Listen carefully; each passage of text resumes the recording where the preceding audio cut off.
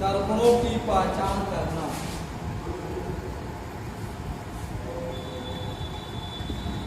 यदि किसी वस्तु को दर्पण के सामने,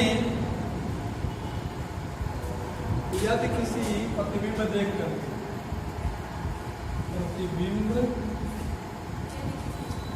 देख करके दर्पणों की पहचान करना, दर्पणों की पहचान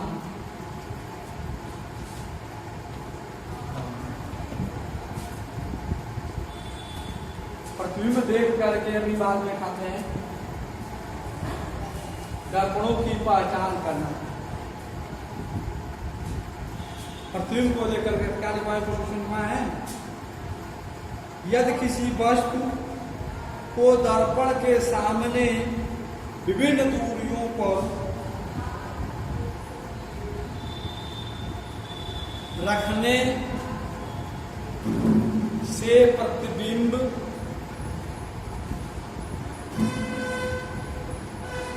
सदैव वस्तु के बराबर बनता है, सदैव वस्तु के बराबर बनता है, तो वह समतल दर्पण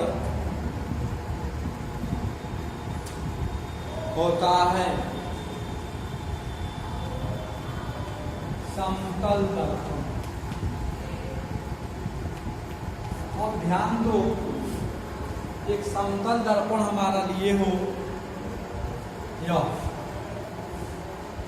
जिसमें कहीं कर्व नहीं है, जिसमें कहीं कर्व नहीं है, तो यह भी किसी जो फ्रिज में उसको सीधा काट दिए बीच वाला भाग को, और उसमें यह ले लिए समतल दर्पण बन गया। अब ये बताओ, समतल दर्पण जब ले लिए तो इसकी फोकस दूरी की जब बात की जाएगी तो समतल दर्पण की फोकस दूरी कितनी होती है? यह कहीं उड़ा ही नहीं है, कहीं उड़ा नहीं है, इसलिए इसकी फोकस दूरी अनंत होती है। याद रखना, समतल दर्पण की, समतल दर्पण की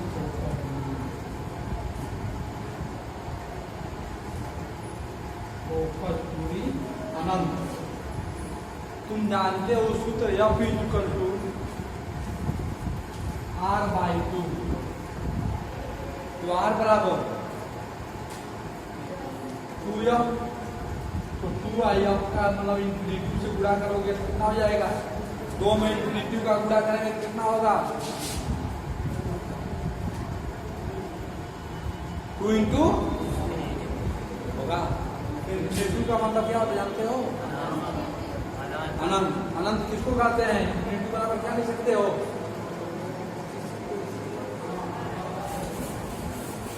इंफिनिटी अनंत कहा जाता है 1/0, नॉट परिभाषित, नॉट परिभाषित इंफिनिटी का मतलब।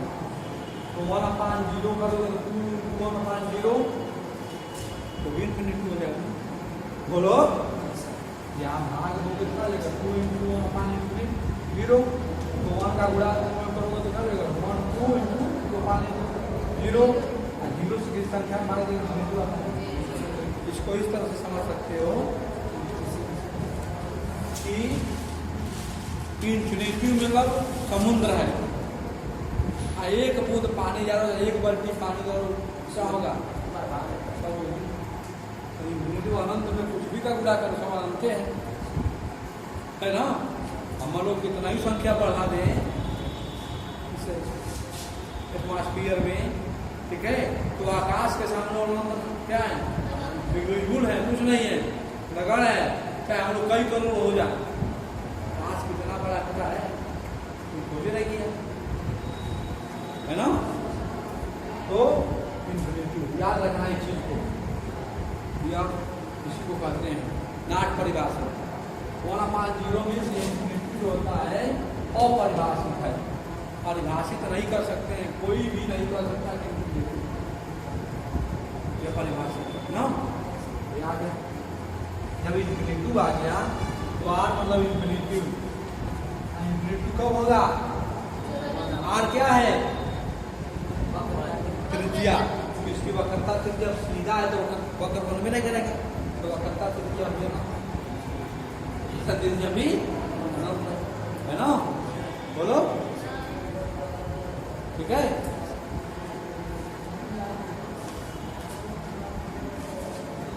शुरू करोगे, शुरू करना होगा।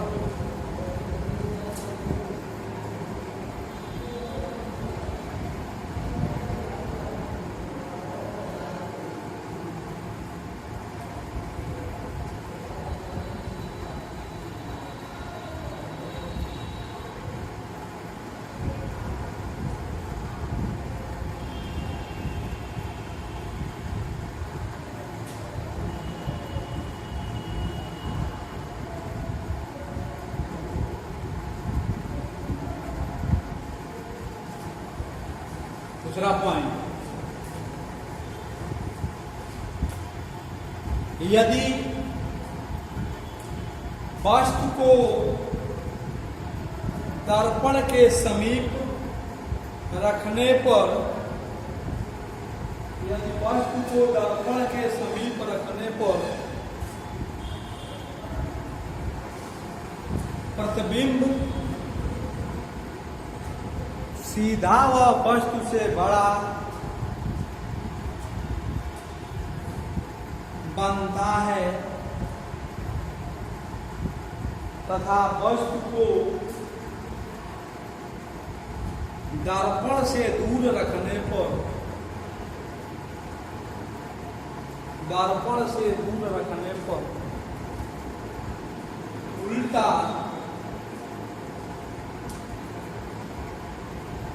उल्टा वह वस्तु से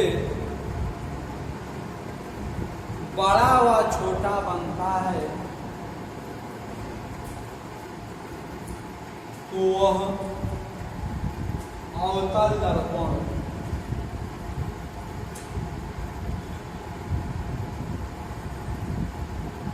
होता है, अवतल दर्पण।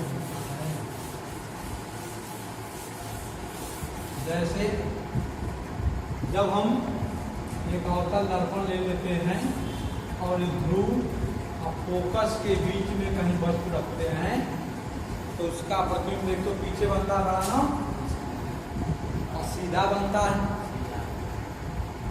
और जब वस्तु अनंत पर रखते हैं तो फोकस पर बनता है, क्योंकि अनंत से चलने वाली प्रकाश किरणें समांतर होती है तो फोकस पर बनाती है, या मुख्य इसके समांतर न होकर के अगर किसी अन्य कि फोकस तल में किसी बिंदु पर आकर के मिलती है, किसी अन्य समांतर किरण मुख्य के समांतर न आकर के किसी अन्य माध्यम से समांतर किरण आ रही है तो कहाँ मिलती है? फोकस तल में, फोकस तल में प्रकाश किरण से प्रकाश किरण आ रही है तो सभी किरणें कहाँ जाएंगी? फोकस तल में एक बिंदु पर जाकर मिलती है ना। ये फोकस तल में फोकस से लंबवत होता है। तो जब अनंत से आ रही है किरणें मतलब दूर हैं तो उसका प्रतिबिंब बड़ा या छोटा बनेगा, उल्टा बनेगा, और जब फोकस और ध्रुव के बीच में रखी गई है तो सीधा व बड़ा बनेगा, तब वह अवतल होगा। तो क्या होगा? सुना रहा है? कोई दिक्कत? तीसरा पॉइंट,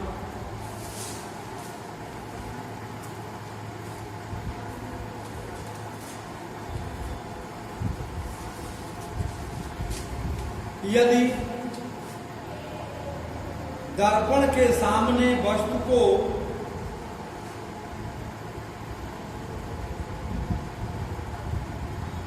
कहीं पर भी रखा जाए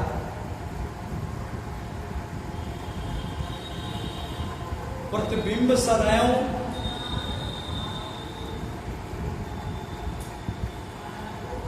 सीधा तथा वस्तु से छोटा बनता है, सीधा तथा वस्तु से छोटा बनता है, तो वह उत्तल दर्पण होता है।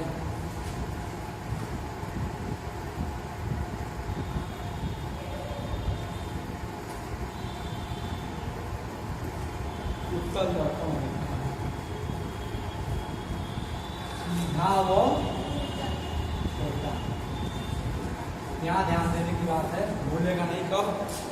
जब तुम अवतल की बात करते हो, अवतल दर्पण की, तो तुम देखे हो कि जब सीधा बनेगा तो बड़ा बनेगा, प्रतिबिंब अवतल में सीधा बनेगा तो बड़ा, और जब उल्टा या सीधा बनेगा तो वस्तु से छोटा बनेगा। सीधे उल्टा हो जाना, इसमें देख लो, सीधा बनेगा तो हमेशा वस्तु से छोटा ही बनेगा, सबसे छोटा। तो यहाँ सीधा जब बना तो बड़ा प्रतिबिंब बन रहा है।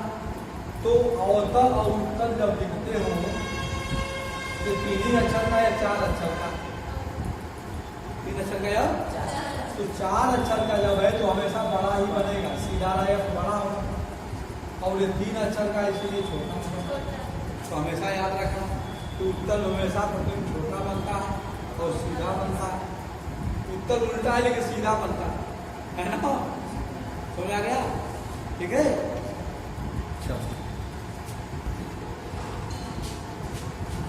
जा कॉन्केव मिरर, जहाँ प्रिज्म की बात आती है वहाँ माइंड बहुत लोगों का क्या हो जाता है, अलग हो जाता है। जैसे कहीं कहीं इंग्लिश में बोल दिए 4 शब्द, तो कहीं का लोग बहुत जानता है। यूजेज आप कॉन्केव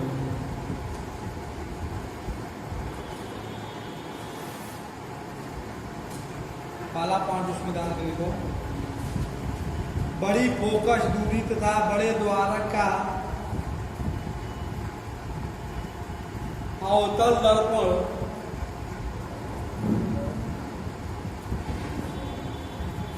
शेविंग मतलब दाढ़ी बनाने के लिए, शेविंग में दाढ़ी बनाने के लिए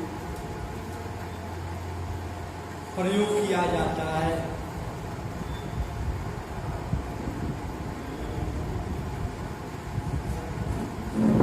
मनुष्य अपने चेहरे को दर्पण के ध्रुव, मनुष्य अपने चेहरे को दर्पण के ध्रुव तथा फोकस के बीच में रखकर मनुष्य अपने चेहरे को दर्पण तथा ध्रुव तथा फोकस के बीच में रखकर वस्तु का सीधा तथा बड़ा प्रतिबिंब, वस्तु का सीधा तथा बड़ा प्रतिबिंब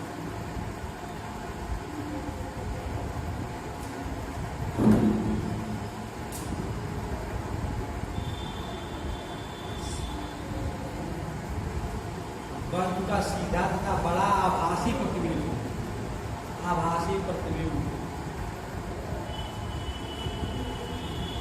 बनाता है या बनता है, बनाता है। देखते हो ना, हम लोग उसके दर्पण और फोकस के बीच में खड़े हो जाते हैं, तो उसका दर्पण में आभासी प्रतिबिंब और सीधा बड़ा प्रतिबिंब है। इससे दूर जाते हैं छोटा है ना।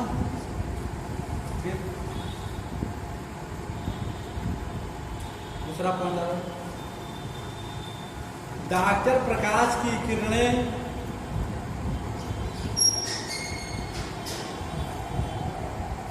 किसी छोटे अवतल दर्पण पर आते, किसी छोटे अवतल दर्पण से, किसी छोटे अवतल दर्पण से परावर्तित करके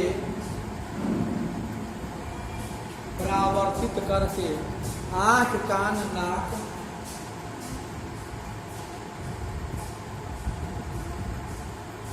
आंख कान,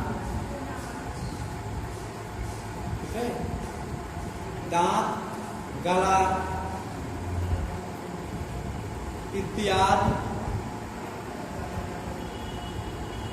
भाग को बड़े आकार में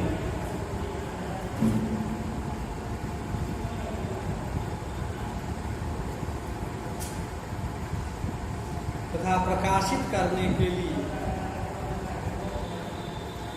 करते हैं।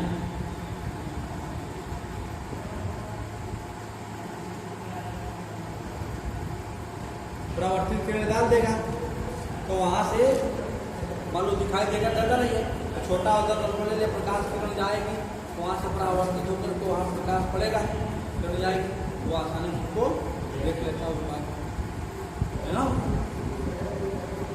तीसरा लिखो, अवतल दर्पणों का उपयोग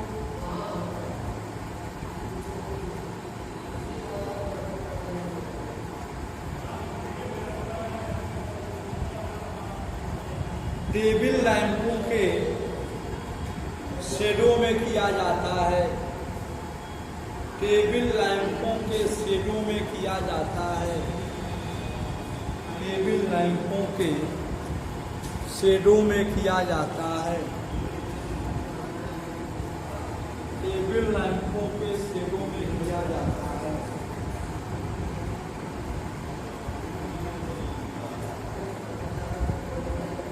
जिससे मेज के थोड़े से, जिससे मेज के थोड़े से क्षेत्र को अधिक प्रकाशित किया जा सके, जिससे मेज के थोड़े से क्षेत्र को अधिक प्रकाशित किया जा सके।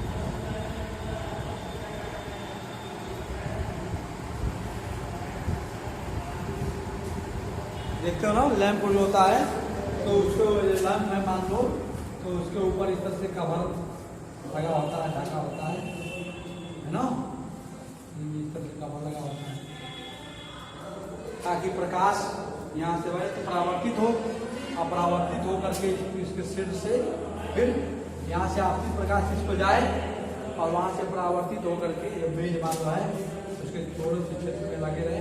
तो टेबल लैंपों का यूज करके पढ़ते हैं आसानी से, ताकि प्रकाश इधर उधर न फैल करके एक निश्चित एरिया में ही परावर्तित है, निश्चित एरिया में परावर्तित है। ठीक है, अगला लिखने का और पॉइंट है, इसका उपयोग मोटर कारों,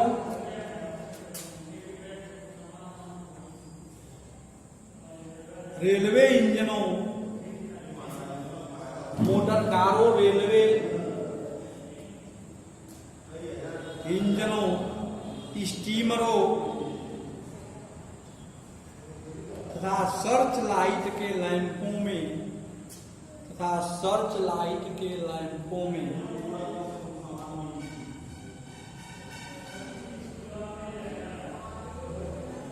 परावर्तक के रूप में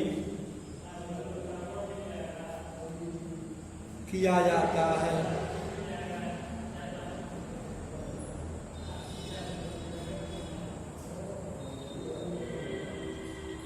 जिससे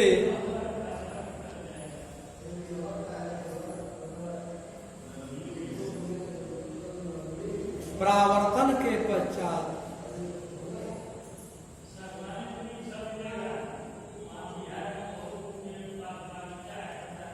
प्रकाश एक समांतर किरण पुंज के रूप में आगे बढ़ता है।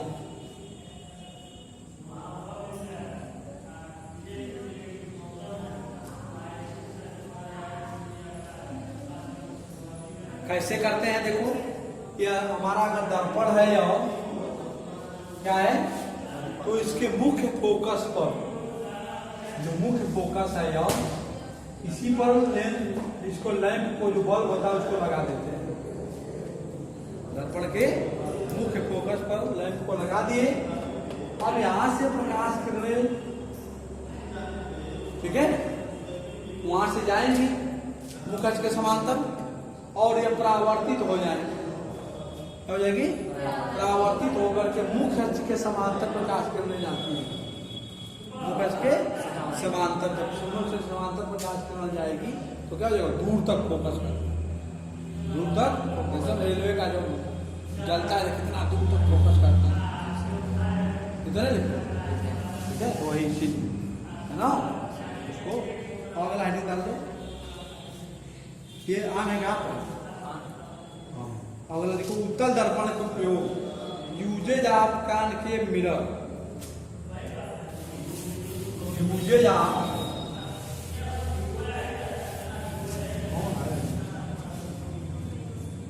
Convex mirror.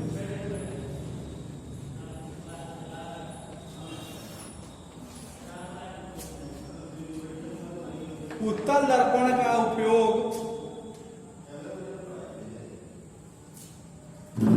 गली तथा बाजारों में लगे, गली तथा बाजारों में लगे लैंपों के ऊपर किया जाता है। गली तथा बाजारों में लगे लैंपों के ऊपर किया जाता है।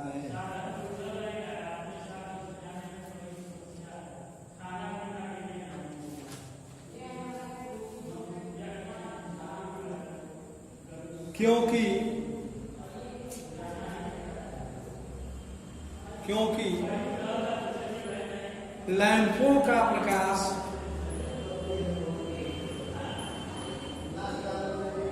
उत्तल दर्पण से परावर्तित होकर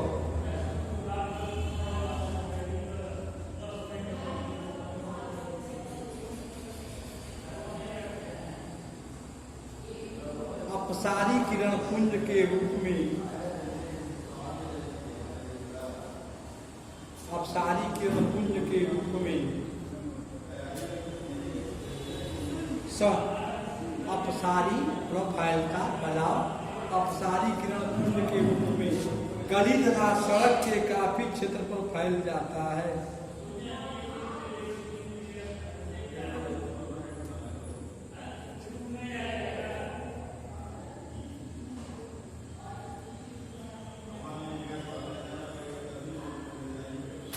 दूसरा पॉइंट लिखो, मतलब यह बताया जा रहा है कि जो लैंप है, जो स्ट्रीट लाइटें लगी होती हैं उसमें प्रयोग कर देते हैं और वह अपसार करता है। उत्तल लेंस का जो क्या करता है, उत्तल दर्पण, लेंस की बात करता है, उत्तल दर्पण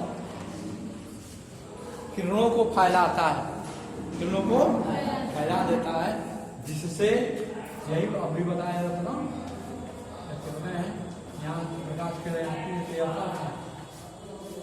या फैल इधर चले गए प्रकाश किरण परावर्तित हो, इसका प्रतिबिंब यहाँ प्राप्त करते, फैला रहा है किरणों को, प्रकाश किरणों क्या कर फैला रहा है। तो जो किरणों को फैलाता है तो वो काफी बड़ी एरिया का क्षेत्र जो है कि प्रकाशित हो जाए, है ना। और दूसरा पॉइंट इनका लिखो, उत्तल दर्पण मोटर कारों में, उत्तल दर्पण दूसरा पॉइंट, ये तो कोई और काम रखा है जी, ये देखो चल रहा है।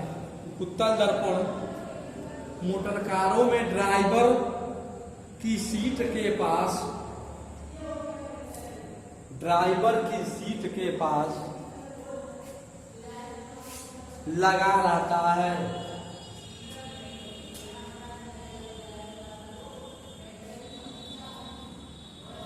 जिससे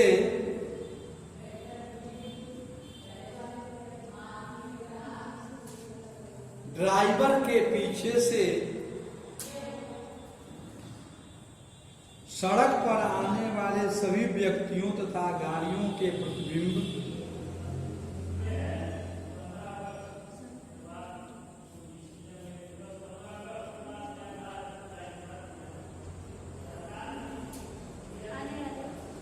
आने वाले सभी व्यक्तियों तथा गाड़ियों के प्रतिबिंब देख सके।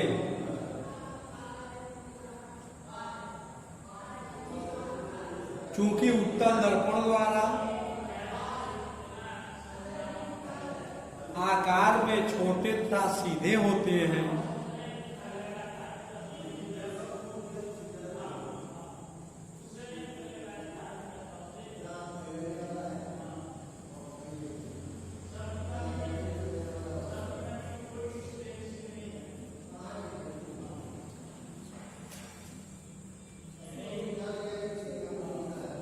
आकार में इसलिए करते हैं। समतल दर्पण का उपयोग हम कर सकते हैं, ठीक है, लेकिन इसका उपयोग अब मान लो या कोई हमारा एक दर्पण है और ये बहुत बड़ा दीर्घ क्षेत्र है, कोई में भी और प्रकाश की किरण आ रही है,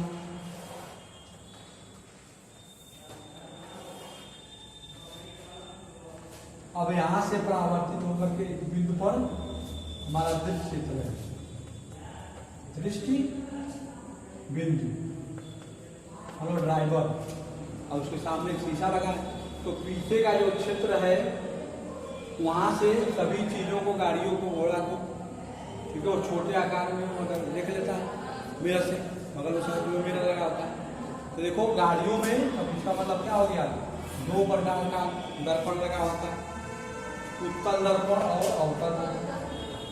उत्तल दर्पण का उपयोग साइड मिरर से में करता है और अवतल दर्पण का उपयोग लाइट में, हेडलाइट में करता है, ठीक है ना।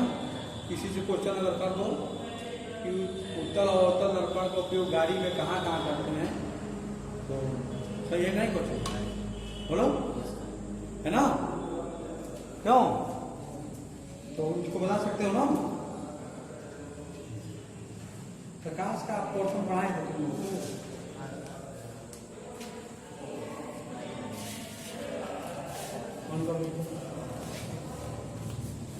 हाँ पढ़ाए, साइन आई बेटा, साइन आ